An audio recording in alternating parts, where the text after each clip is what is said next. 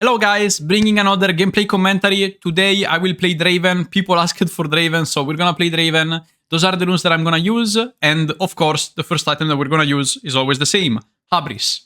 Alright, here we are into the game. The most important thing that we are gonna do with this build is to go Doran's bow instead of Doran's blade. This build plays out on having lifesteal on the boots, so just like the Jinx build that you probably saw. I mean, if you didn't see this video, you can watch it up right below. It's how to play Jinx. But don't leave yet, you can watch it afterwards and just simply know that right now there's a really good and strong start, which is Doran's Bow with double adaptive force on runes and alacrity on top of it.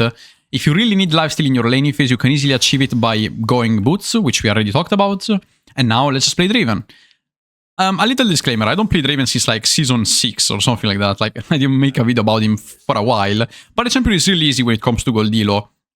So let's just go through this game and explain you quickly what I want to do with this champion. Well, of course, like, the main important thing when you play this champion is to be kind of considerate about what you have to do instead of simply pushing every time and just looking every time for a fight. So in this game we have Ajana. We don't have an hard engager, so it's gonna be a bit harder to actually fully commit into the enemies unless they make a huge mistake. And I'm just gonna like slow push this wave. I want you to notice in the meanwhile that my Nocturne is invading, which means that I kind of simply want to have the push. In case they want to rotate, they're going to lose the whole wave. And that's my advice in this case. So I'm going to push this one a bit harder. Usually I will do a free wave crash here and then make maybe a base or like some kind of cheese.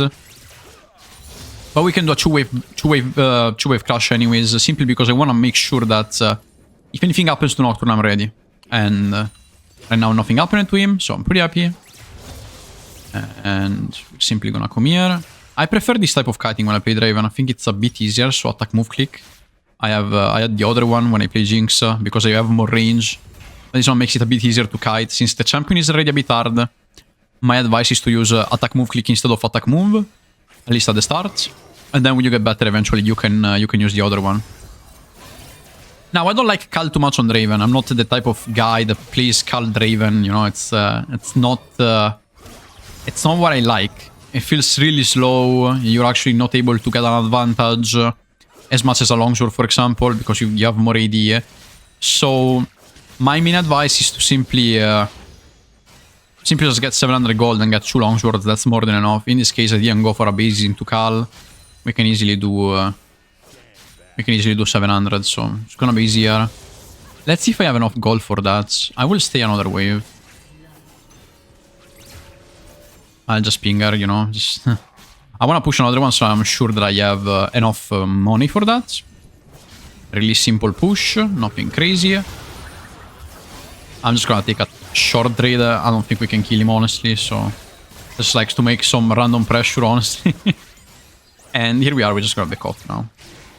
Alright, I could have easily gone for the Dirk, but this is a cannon wave, and the enemy comp has a bit of an hard time shoving really quick, so... This is a good base for sure. Now... The thing that I hate the most for low elo players, especially when it comes to Draven, they always buy the fucking Bloodthirster. Stop buying Bloodthirster, start buying damage. And the damage is Habris again, like you don't want to go Bloodthirster. Bloodthirster, if you play it perfectly, maybe you have some kind of value.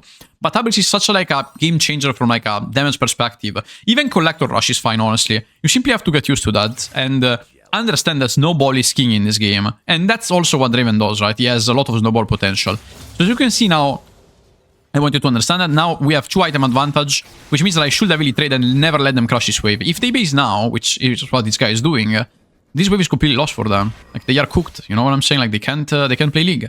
So I'm just gonna try to, like, maybe make them stop and look for a trade heavily. Despite the jungler being here, you're a Draven with 2 items in more, so...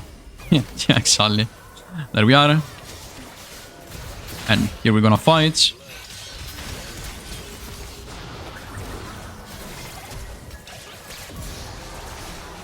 Right.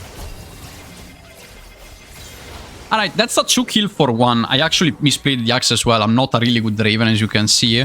But I mean, we cashed out the kill, which is pretty fine. When I play Draven, I play a bit different from other champs. I tend to say, okay, like if I take a 1 for 1, and especially if I have passive, I'm completely fine with it. This matchup also, really good to actually sort of do 1 for 1 anyways. Because Jinx tends to not have the same DPS as you. It's a bit hard to understand, I know, but you are simply winning just by getting 1 for 1 in this case. So enemy jungler wasted a lot of time, came bot lane, eventually did a 1-for-1. And on top of that, we're playing against Jinx, which is really good. Look at the wave as well. This is a wonderful wave. And when you get Dirk, that's all you need. Like, really, that's everything you need when it comes to Draven. Once you have Dirk, you can simply stat check 99% of the champions. And that's what we are looking at in this context. So, really good wave again. The Jinx can never walk up. She went for rockets. It's gonna, like, slowly push now in a few. Just, like, slowly pushing towards him. The guy shoved the wave, which is really good, honestly. That's not bad. And you see, despite anything, Draven always has a really high farm, like, even if they gank me or whatever. Like, I was kind of, like, supposing that the guy was here, but it didn't really matter. It didn't really matter because I knew that I would have probably either won really hard or did a 3-for-2 or 1-for-1. Both swings are true. And, yeah, when you play Draven, also, like, learn how to use your axes at best. Like, you can enter at the last tiny second to get the axes. Again, I'm not a really good Draven player. I tend to not play him almost... I mean, I never play him. But the champ is really easy to execute once you get used to it. And with 2 free items, you just become so strong damage-wise that I don't feel like you need like, rocket science to actually make him like work well. And here we're just gonna make a tiny trade. You see, like, that's just an example of a crazy trade that you can do, putting the guy almost 1 HP. I didn't do anything. I just went there and stat check the guy, right? That's what Draven does most of the times, especially if you have matchup. In this case, I first picked at Draven and they went for Jinx, which is usually, I mean, really good. And you're happy about that. If they pick the Jinx and you have the Draven, you always tend to win, especially later on in the early game, of course, because you have such a huge... boom! I almost killed him. He has no flash. He wasted a lot of stuff. I'm happy. He has no flash now. And yeah, man, Habris is such a strong item with little tempo and alacrity. I love it. I'm currently running it on a lot of ADCs. It feels quite illegal. You have a lot of damage in the laning phase. And you can always make a shit ton of pressure, as you can see. 10 CS per minute, bare minimum every single time you play. And Draven tends to have a really high AD as well, so it's really easy to achieve really high CS if you're playing in this way. I'm like never dropping the priority here, as you can see. My team is also invading, so... more of a reason to never stop pushing right now. And... just make sure to always check where the enemies are, right? As long as you check, that's completely fine. Like, I see Akali being there. The enemy jungler is behind. We have a lot of pressure, and I'm not gonna surely drop it now. Right? I'm gonna ult here. That's good damage again. We can heavily look for a dive here if we are lucky, but Jan is going to the opposite side. So we might not be able to do that. Alright, the guy didn't base. They might still have barrier. I'm not sure about that. So I'm playing a bit slower. This guy has no Q. He has ultimate now. I think I might fuck this up because they have a lot of stuff. So it's a bit rough. Despite them being low, it's not easy to actually close this out because Milio's ultimate and... probably Jinx has barrier as well. Okay, the guy beast. Even better for us. Oh my god, no. The Nocturne, guys. Oh no, the Nocturne. Oh no, man. Oh no. That happened, I mean. It actually does happen sometimes. Anyways. After you buy Abris, of course you're gonna have cashback. Cashback gives you a lot of gold, so you go for Cloak, whatever you want. I tend to like Collector, but you can also go Infinity Edge here if you have a lot of gold. I will decide based on how much gold I get in the next base. And usually I like to have 300 gold boots with Draven. I don't like closing them. So in this context, as I told you, boots give you lifesteal. And you want to close them simply if you need lifesteal. If you don't need lifesteal, you're never going to close boots. And you're simply going to wait and still stack items as much as you can. For example, in this game, I mean, we're heavily winning everywhere. And I don't feel like I need sustain. If you really want some other type of sustain before the boots, you can go for refillable potions.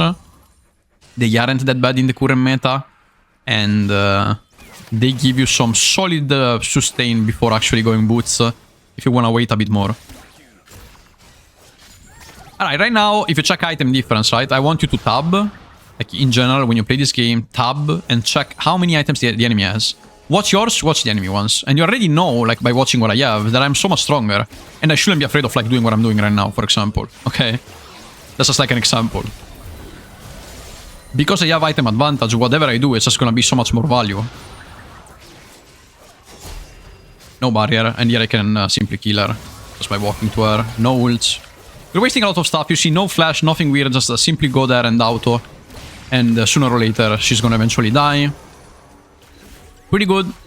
They lost everything. I was waiting for the key spells, right? Something like Milio ultimate, barrier. You don't want to flash right away, not thinking about these things. In the current meta, there's a lot of people playing barrier and enemy support Ezreal. So before going full all-in, you need to see a lot of things, usually. Okay,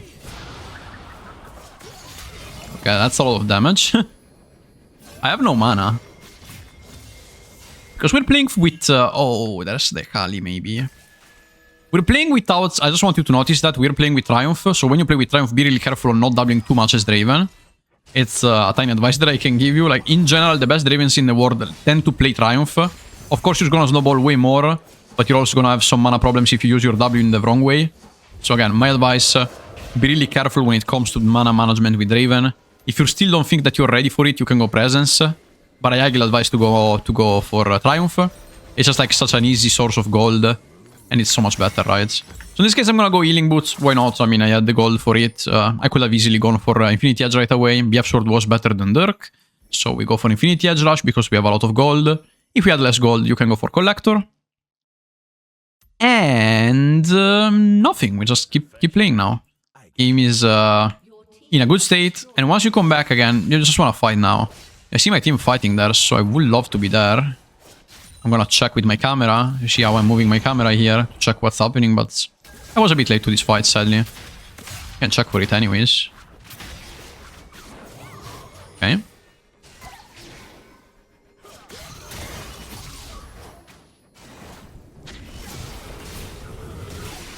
Okay, we're fighting this. Kali might come. Okay, we defended the scuttle, that's fine.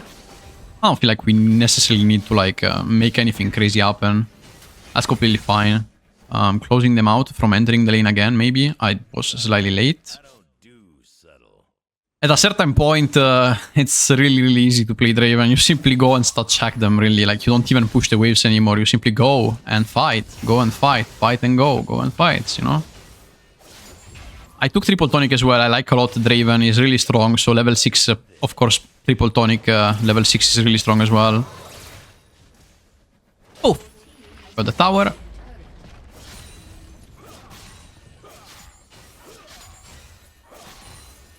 And we got the wave. Here I can look for this guy. He's probably gonna go for blue buff. I wanna turn on someone. Okay, we're not gonna do anything crazy. Just back off. The enemy mid laner is not to be seen anywhere, so I would take a step back, 1 second, just like basing off. Diana is basing as well, so we ping her to go here, and we go mid lane, preparing ourselves for the swap that we want to do and play for an hypothetical next objective, right? Now we don't have anything in the map, as you can see. Like, there's Drake in 4 minutes, Herald in like 1.5. But we already do the rotation. We already do it, so that when we set up Herald and everything, we are actually ready for it. Oh, I missed my axe. I think he dies anyways, but... Oh. Ah, that's my bad. Actually, I played really bad. If I didn't drop the axe, I probably could have killed him. But again, Draven is not one of my favorite champs, so I'm just like playing him really poorly. But again, the important thing is that you understand like the main concepts of how to play this champ. And even if you play him really passively, this champion is still a really good scaler, despite everything. Oh my god, please let me move. They just ulted me. That's unfortunate. Okay, I might look for a W. Holy. I mean, and that's why this champion is an abomination, right?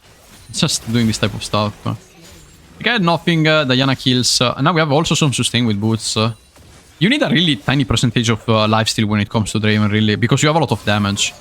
So if you have... Oh, he didn't die. Please. Ah, never mind.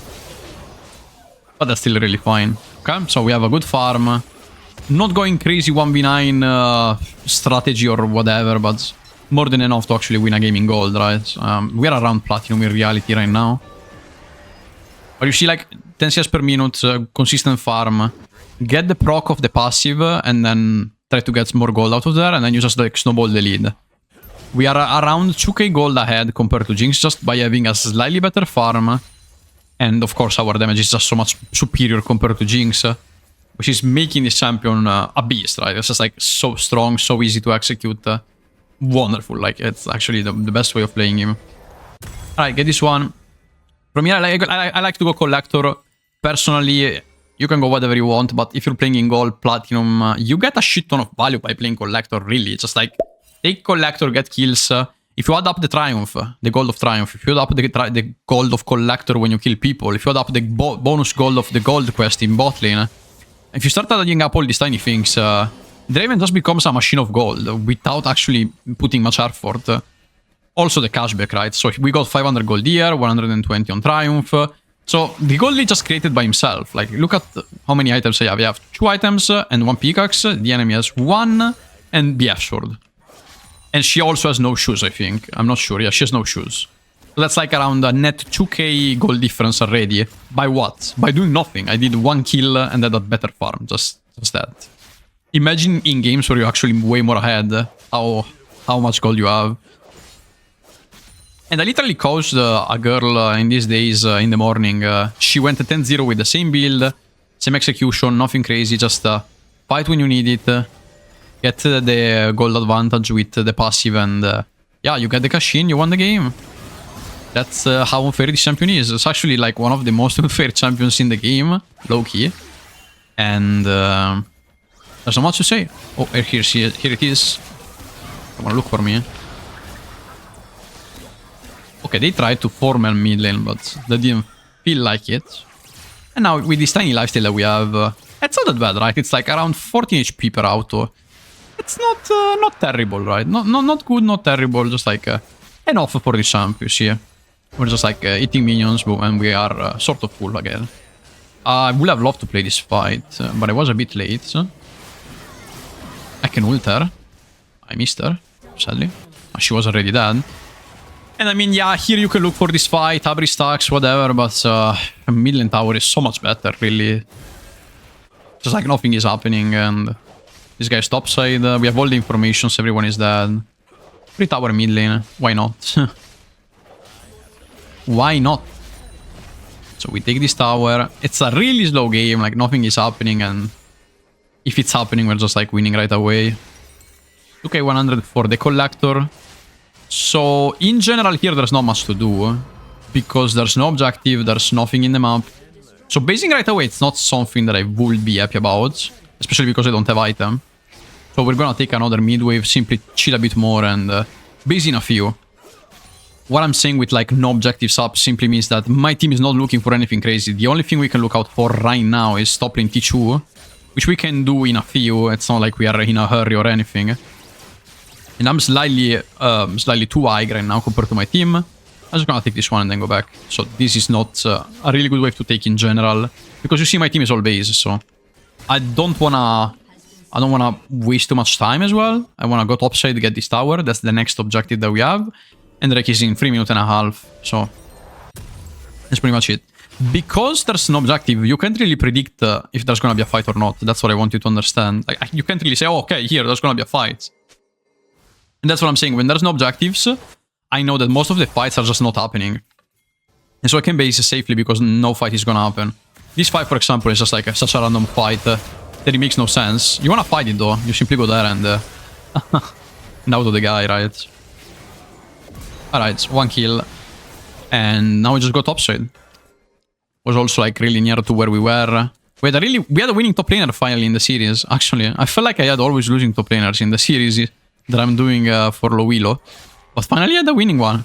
Sometimes I have winnings, sometimes I have losing, right? But I mean, if you feel like I got lucky, you can go watch other video games. Like other tutorials of me playing in low elo, and you will see that some games are crazy.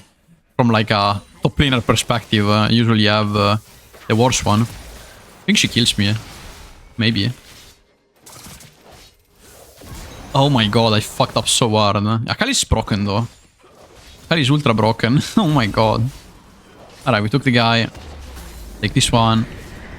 And again, when you have items with this build, it just feels so automatical to actually win the game. We already have 1k damage. No, I didn't kill him. That's unfortunate. Whatever, like, it doesn't really matter towards the game. I probably could have killed him. I'm just like really bad Draven. You can see it yourself.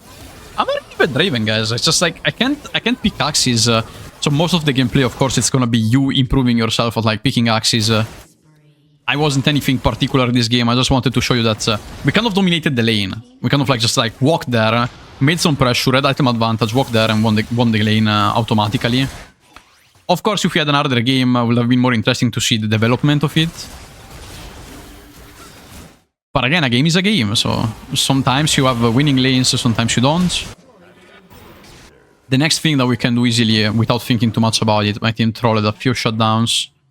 We can just go Nash in a few. This guy has to die still, so we're gonna have to wait for him to die, and we have no jungler, so... What do you do as a Draven player? You steal jungle. You actually do, yeah, it's the best player right now, because jungler is dead for 30 seconds. I don't really like doing Nash without jungler, if you ask me. The guy seems... I don't really want to do this. I want to wait the jungler, right? Like, you simply want to explain it to your team sometimes. No, brother, don't do it. There's no jungler, right? That's pretty simple. We can do it when they come back. And as there's nothing happening right now, the only important thing is that you don't die. I have 2 inhibitors here. Both of them pushing up, so I'm quite safe invading here. Despite him walking here. So I can try to contest this blue buff without actually dying. The important thing is do not overextend for it. So yeah, if he smites it in this way, I wouldn't overextend for it. That's completely fine. We force it smite, and that's more than enough. And now we simply go Drake into Nash and probably close this game. If they contest in this part of the map, we should always fight. Like, them fighting here makes no sense. You see, entering even this position, you absolutely gotta punish this. It's really, really easy. Because we had double inhib bot, right? So they can never enter that position without actually saying, okay, like, that's my position. No, they can't. So you gotta understand these mistakes right away when you see them in low elo.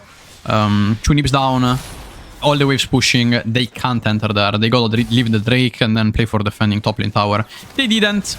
So yeah, they're making my replay a bit faster, like my VOD or whatever it is a bit faster. Alright guys, we won the game. I hope you enjoyed this video and you understood a bit better how to play Draven. Make sure to leave a like if you enjoyed and let me know what you want to see next. Oh my god, 1k damage. GG's. Bye bye.